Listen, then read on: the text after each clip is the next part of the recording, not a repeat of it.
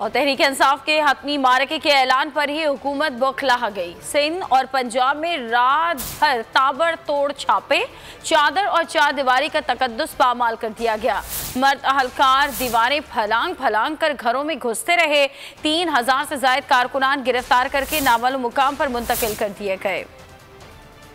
दरवाजे आपके गेट तोड़ के अंदर घुस गए हैं, उन्होंने आके हम पे बदतमीजी की है, तशद्दुद किया है। एक रात 1100 छापे, हुकूमती बौखलाहट इंतहा छूने लगी। हकीकी आजादी लॉन्ग मार्च के खिलाफ पूरी रियासती मशीनरी हरकत में आ गई। चादर और चार दीवारी का तकद्दुस पैरों तले रोन डाला। अहलकार दीवारें फलांग फलांग कर घरों में घुसते रहे।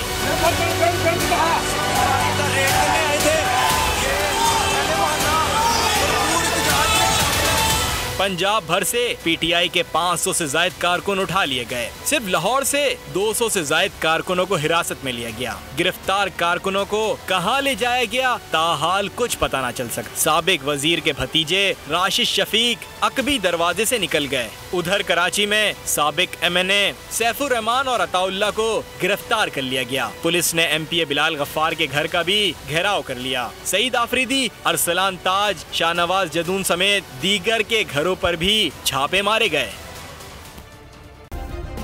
सब्सक्राइब करें और बेल दबाएं ताकि कोई खबर रह न जाए।